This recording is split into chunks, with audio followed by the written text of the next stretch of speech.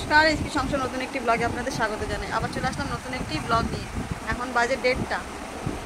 সকাল থেকে কোনো রান্নাবান্নার তোড়জোড় নেই, এমনি সেদ্ধ ভাত হচ্ছে। ছেলে মেয়ে বাড়িতে আছে। ছেলে একটু বাইকের কাজ করছে, নিজের যেটা গাড়িটা নিয়ে কাজ করে ও ডেলিভারি, সেটার একটু কাজ করছে। আর মেয়ে রান্না বসিয়েছে।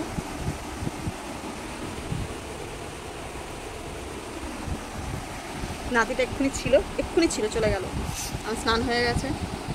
তো আজকের হচ্ছে ভাত, সবজি সেদ্ধ, ঝিঙে, পটল, ডিম, আলু, টমেটো সেদ্ধ, এই রান্না হচ্ছে। আর রাত্রে ভেবেছি আপনার দাদার কাছ থেকে আসলে একটু মাংস নিয়ে আসতে বলেছি, যেহেতু সবাই বাড়িতে আছে আজকে।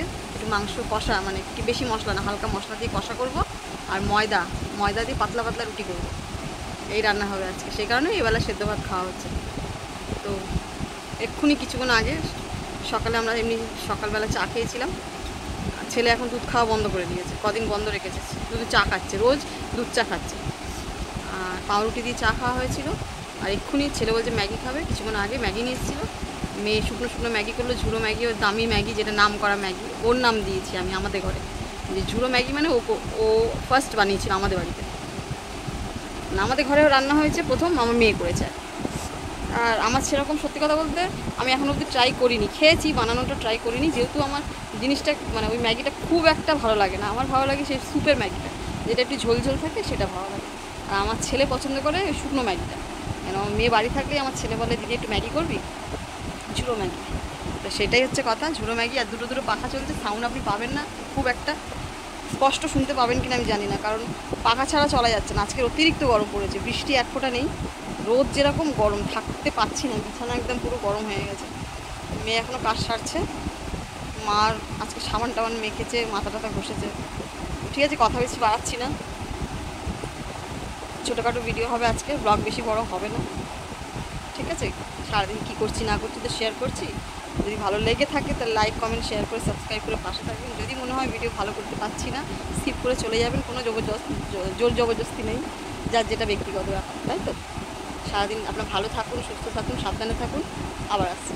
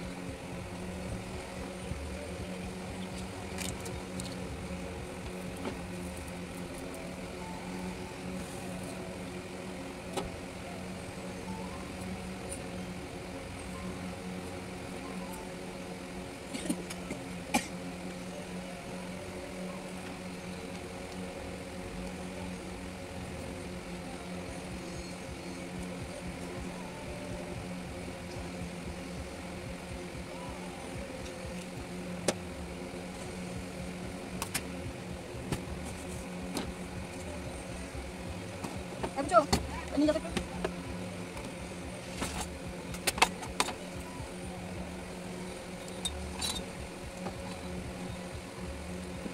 উনি চিংড়ি নিচে রাখি বাবু চিংড়ি এই তো নিয়ে যা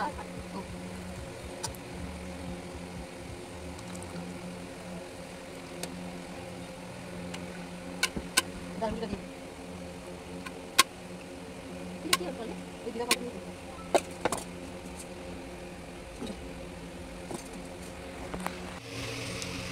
আর দিদা বেগুন দিই দিদা পাকা বন্ধ কর